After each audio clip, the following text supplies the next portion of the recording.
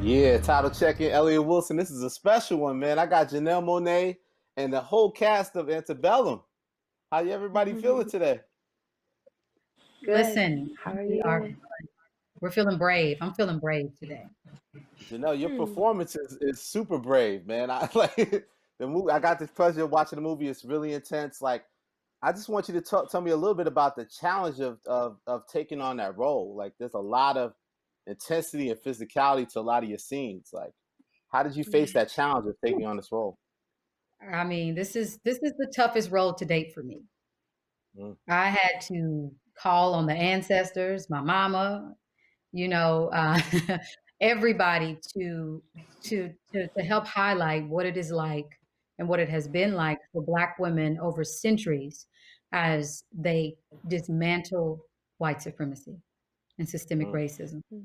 So it was heavy. When I read the script, I was very scared, very scared. mm, And one of the main reasons I was scared is because I felt like this was close to being a reality. mm, What we, what I was reading, I said this could actually happen. mm, The way this country has been going, everything's set up for for what happened to Veronica and other people in Antebellum to happen. And so a part of me, out of fear of our future, knew that it was something that I needed to do, knew that my spirit was mm, telling me that I had to honor the truth and what is going on in this country. And I didn't know if this was life imitating art or art mm, imitating life. mm. Mm. Absolutely. Let's go to the directors, Gerard and Christopher. Like, this is your first feature film. What a powerful statement. What a way to come out. Like, what drew you to this story? Well, I mean, first and foremost, we're activists as artists, and these really urgent times, it requires that we're not just entertaining for entertainment's sake. Um, I think that a lot of artists, and to Janelle's point, who's been so fearless in this work, that when you have the audacity and you're bold enough to come out and say something, then you have to be prepared for a lot of conversation around that. So it's Hmm. not something that is for the faint of heart. It's just necessary work. It's what Yeah. we felt Mm, compelled to do. mm, And if we can move that conversation any closer to action, because I know for Bush and Renz, and I think for our wonderful cast, we're tired of talking. Yeah. We'd like to move into a place of action, you Yeah. know, Yeah. that we can get away from um, the inequity and also the demand of Black people and white folks for that matter that we continue to perform this lie. Mm, The lie that America was founded, in noble beginnings.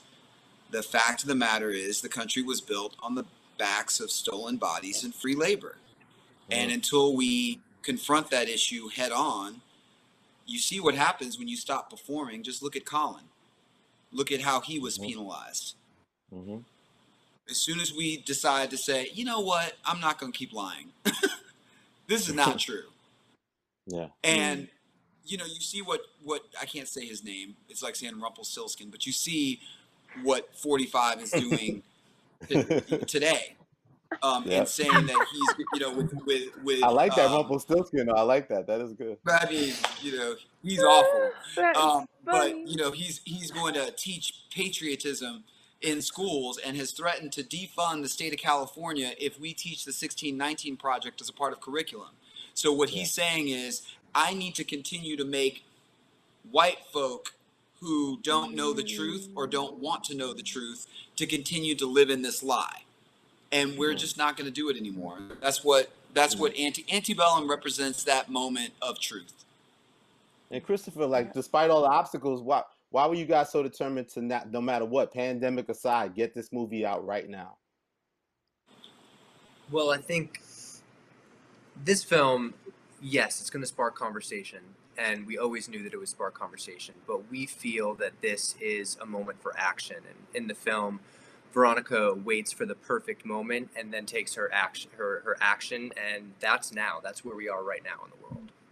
And we're not trying to get people to go to the theater. I mean, most of us here are Black folks and who come from people that have worked on the front lines and continue to work on the front lines. And what we weren't going to do is invite people to come into the theater to get this medicine and then turn around and get sick. Yeah. So Yeah. for us, we were like, we need to deliver this at home in front of as many people as possible. It's crazy that I think it's probably going to make even more of an impact than it would have, in that people can access the movie from the safety of their own home and sort of get through that through the process in a way that feels more private. You know what I mean? Yeah. Well, they're not being judged by others, right? Like sometimes. I mean, I know that I feel uncomfortable watching certain movies in front of certain people. Yeah. If that makes sense. Like absolutely, in the theater, I think we all do. I'd rather be by myself and process it. Yeah. Well, on the other side, Gab and Lily, you guys bring some much needed, like, just positive energy for women friendship. Like talk about your roles in the film and how, you know, you're such an intricate part of the storyline, but it's very distinctive of what the whole beginning is about. Gab in particular. Yeah. You go first. Either way. No, Lily, I'm sorry. Lily, you go first. Lily, no, I mean, I feel like Dawn has such an enormous impact in the film, so I always like to let Dawn begin because I feel like Dawn leads in so many ways. But I'll let Sarah, Sarah can have a voice as well.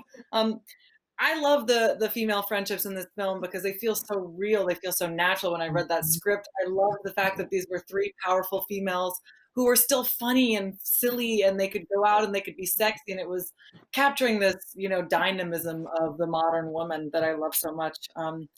And I'm so grateful to Gerard and Christopher for writing parts for women like that. We've had a couple people being like, "Isn't it nice to play a strong female role?" And I'm like, it should be just a given. But that's what that is. I think Sarah functions in the film as a really good example of, a lot of white women who are, highly educated, who have Black friends who consider themselves to be really, woke, and yet they're still missing a lot. And there's a lot that's going over their head. And that doesn't mean they're, bad friends or they're like bad people, but it does mean that they're lacking in terms of what they could be, where they could be performing when it comes to being an effective ally. And so I think that Sarah is this example that I hope a lot of women see, and they're like, you know what, that's kind of like what I am, and I could be doing better. I hope that it's something that can be inspiring, and that she offers an example of, where we are and where we could be going. And Gab, you're such a dynamic, vibrant performance. I also love that you kind of tackle the microaggression that we deal with on a daily basis at times, like the restaurant scene in particular. Can you talk about that? Yes. I think it's interesting to show that racism isn't just slavery. It's not just, the degradation of Black bodies. It's also not being seen as a person when you walk into a store. It's about not being seen as a customer when you walk into a restaurant. They seem small by comparison, but I always say it's death by paper cuts. The many microaggressions that I face in a day, because like being a Black woman, I have to think for myself, and I also have to think for anyone I might encounter.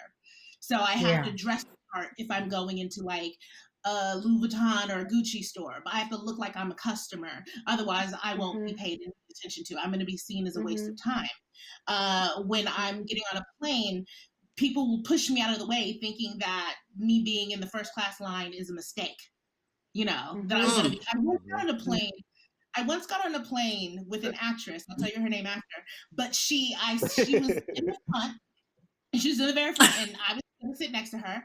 And she had her stuff on my seat. And so I was giving her time. She's older. And so I put my bag overhead. And she looked at me and she goes, "Okay."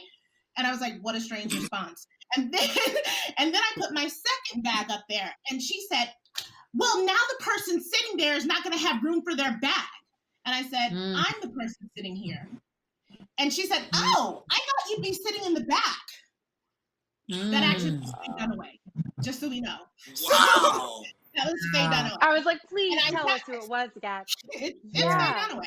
It was Faye Dunaway. But like, she looked at me, she looked at my bag, and just knew that I was in the wrong place. And this happens all the time. And so it was really, really nice to get to fight against a microaggression, because me as a person, Gabrielle said, I don't have time to write a letter every time I'm faced with a microaggression. I don't have time to make a phone call or write an email. I just don't have the time to. So I let a lot of things go. Dawn doesn't let anything go. Nothing. Yeah. And I respect that. And it was really, really great and empowering to play that, to not let anything go. Yep. And that's great. And Kiersey, like, what was your experience like creating the movie? And like the powerful scenes with you and Janelle were amazing. And like just the emotion itself, like of actually filming an actual plantation. What was that experience like for you? Well, I think it's only right to remind ourselves something that Janella said, is that at the end of the day, we got to go home to our temporary homes while we film, but we got to go back, to where we live and shower and eat and call our loved ones. And so it would be a disservice to our ancestors if I got too much in it to the point where I'm like, oh, it's so hot, this is so hard, poor me. When the reality of the situation is, it is a job, and I'm lucky to be working and to be getting paid to be there to do something that I love and have literally wanted to do since I was a baby. And so it just prompted a lot of gratitude in me. And I mean, filming on the plantation itself, I'm not delusional enough to romanticize it. But it's like eerily and hauntingly, it's beautiful because it's well maintained, but nonetheless, like the way that the trees hang and there's like something in the air that is just always on the back of your neck. And we really used our environment and our surroundings to bring the characters to life, and it was really helpful. But in between scenes, you gotta laugh and talk about what you're watching on TV and shit. I mean, what else are you gonna do? And you were very hands-on in helping to secure certain cast members for this film, right? Yes. I was thankful that the directors Chris and Gerard were including me in some of those conversations, and I was very adamant about Don being Gabourey. Like, soon as I read it, I was like, oh, this spirit lives in Gabourey. Like, even though I know she's like, I don't write a letter, I won't do this. No, that is you have that spirit. And I was like, whoever it is, it can't be, the essence has to already be there. You can't teach that. That spirit lives in Gabourey. And I didn't have to do a lot of convincing. Like, I called, her, she'd already read it. My manager, Mikhail, actually saw her in Miami at a panel, and told her about it. And because we were talking about her we were like, we have to get her. I know she's like busy. She's this big star and she's lights up everything, all these things. And I was like, but I think that she's perfect for this part. And when I heard that Kiersey was signing on, I wanted to have conversation with her and just, see where her mind was. And it was just like her spirit. She has that essence of holding Black women who may not see their light and may not see their strength accountable. Like, she does that off screen, it's encouraging. Does it in a very loving way, but a way that only another Black woman could do, and the same with Don. So it was just, and then I had an opportunity to meet you, Lily. I loved your work, but meeting you, I knew that you were there because, for all of the right reasons, to bring awareness, to make other white folks look at how they can check theirself, check their privilege, and show up for Black women. So those were like, the conversations that we had, and I'm just super grateful that we're all on this journey together. Absolutely. And Gerard and Christopher, like, your whole approach to filmmaking, like, I think you guys have said it before, like, it's such a balance of like beautifulness and brutality, right? Even that opening scene, like, can you talk a little bit about your just approach to filmmaking and what you were really trying to capture with that opening scene? I think that we've moved into this space recently where there's just a lot of passive watching. of stories because of streaming. Like you might be multitasking, dealing with your kids or cooking, or we wanted to create something that was an experience that demanded your participation. So from the first scene, we needed to immerse you in the environment, indoctrinate you into the idea of Antebellum. So that was crucial. And I think what a lot of people are coming back with is like they had an experience. It's like you go and you get on the biggest, baddest roller coaster and you see these people and everybody looks really put together. And then you see them come out on the other side of it and they've had an experience. So for us as activists who are artists and storytellers, we're looking for people to have an experience, to feel something, and to continue to have those conversations afterwards. But the mechanics of it, we also hate Gone with the Wind, as all of you know, with a passion. I feel like it is a huge insult to Black people. It makes me so uncomfortable every time it comes on. And I have been determined that one day I was going to correct the record on Scarlett, and we were going to go back and take care of her. And so we got those Gone with the Wind lenses, and we corrected the record. And Janelle came in there and set her straight and straightened her all the way out. And that's Janelle, what did you think when they said we're going to get the Gone with the Wind lenses? What did you think, Janelle? I was like, damn. All right, well, this is what we're doing. It's a horror movie for Black people. Like you say it all the time, Gerard. It's, this romanticizing of Antebellum has got to end. Like the Antebellum South, like white people still going and having weddings and bread and breakfasts in places that were very painful. We have a president and an administration and a whole audience of other white supremacists who, worship Robert E. Lee. They worship those good old days. And they're also in the position of making racist policies.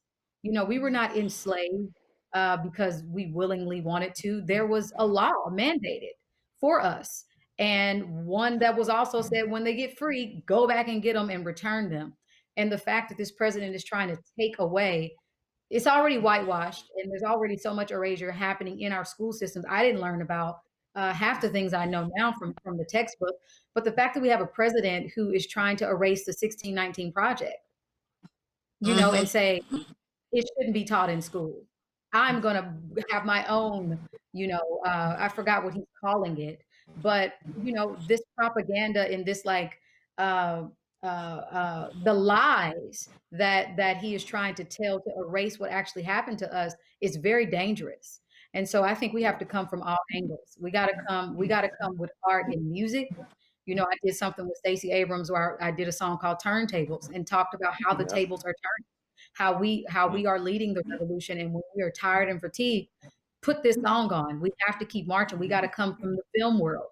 We have to talk about these microaggressions. We have to talk about the systemic racism, the white supremacy, all of that haunts us to this day. We have to do it in film. We have to do it online. Like we're in a war right now. We are. And when you think about today is Rosh Hashanah, and you look at the article in The Guardian recently about how the majority of Americans between 18 and 39 have no idea that 6 million Jews were murdered in the Holocaust. So if you don't know about that, what do you know about enslaved Black people? And a part of the issue for us, I think everybody on this call or this conversation, is that they demand of us that we just automatically be on equal footing economically, that just could just magically happen, given the fact that we were brought here, stolen, brought here, branded with their names, and not expected to survive, frankly. And yet we have the audacity to still be here. Saying that not only do we expect to survive, we expect to thrive. And to your point, Janelle, our education system has failed us. So we need to educate through art. It's insane that no one would ever think to throw a wedding at Auschwitz, yet it's perfectly acceptable for many Americans to think that they could throw a wedding at a plantation. Our education system has failed us. We have not communicated the message, and so that's what we need to do through art. And it's worldwide too, Gab. I think you had spoken about how you impacted visiting a slave castle in Ghana. Can you share that? Yes, I'm Senegalese, and so I also visited the slave castles in Senegal, in Gorée Island. But I went to Ghana pretty much a few months before I read the script for Antebellum. And while I was in Ghana, I did see the slave castles, and I toured it as an adult. And and I'm also I'm a bit of an empath, and so it was a very visceral experience. I felt it everywhere. I heard everything.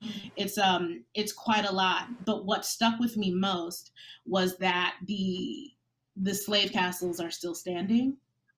They're still there, and they're still there because they were supposed to still be there.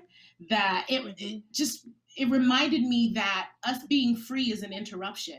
That was never supposed to happen. Black people were always supposed to be enslaved. We were never not supposed to be enslaved. And what's more is, yes, Ghana is apologetic for their part in slavery. Barbados is apologetic for their part in slavery. I've been to so many places outside of the US that has acknowledged their roles in slavery and acknowledged the wrong and been sorry about it. We don't have an apology. That's why we have statues of Robert E. Lee. That's not what they want. They do not want to take accountability. And that absolutely trickles down into our education system. We are fed lies. We are fed lies. And in Germany, if you deny the Holocaust, it is a crime. Go to jail. You cannot do that there. But here, for some reason, just so the people in power don't ever have to feel like they are monsters, there's no accountability for what they've done to us, and that is still done to us. I've never been a slave, but we all have they have had a 400-year head start. We've been stopped. We are stalled. Right. We are so far behind. And on top of that, the foundation which we live our lives is cracked and broken and skewed away from us. And everyone's pretending that that's not what's happening. They hide their hands. That's why this movie is so important. It's not just another slave movie. The thing is, if we don't tell our truth fast enough, then Cleopatra will be seen as a white woman, which is what happened. Our history, and that's what's going to happen to hip hop too. Steal it back. Exactly. They're gonna, in 100 years, hip hop will be white. Like it'll never be a. Don't scare me, Gerard. Don't scare me. Hey, it's true. We have to tell our history. We have to tell it over and over and over again because they're trying to steal the narrative away from us. Well, I think that's interesting. Like you can't lump it in as like another slave film, because I think that interesting thing, Janelle, is like you said, like, you're attacked in this movie because you're a thought leader, right? You have a platform and you're energizing and leading people. So that's why you're literally targeted as the person to be abducted in this film. And that there's mentions of that them still trying to silence us. Yeah. I think this was also an important, a unique opportunity to show, like I mentioned, like a generation, the Black women who have led this revolution and carried that burden of dismantling systemic racism and white supremacy on their backs every single day, from Harriet Tubman, from Sojourner Truth, to Angela Davis, to Assata Shakur, to even present day Black women. Black Lives Matter, as we know, was started by 3 Black women, to Maxine Waters, who is they try to intimidate and silence her voice in so many ways. People show up on her lawn threatening to kill her, but yet she still speaks out. And so all those spirits, live in Veronica Henley. And that was what I wanted to do globally. It's important that people understand that burden that is being carried by Black women and asked to be carried should not be asked to be carried by Black women, because why? We didn't start, we're not the problem. And I think so much is owed to Black women, and at the very least, Black women deserve peace. That's a great way to end it. So I want to just thank you guys for taking the time. Antebellum's on video on demand. Make sure you guys check it out. Thank you, Janelle. So great to see you again, and thank you to the entire cast. Congratulations, Gerard and Christopher. Amazing work. Thank you, Thank Elliott. you. All love. Thank You guys so you. much for supporting.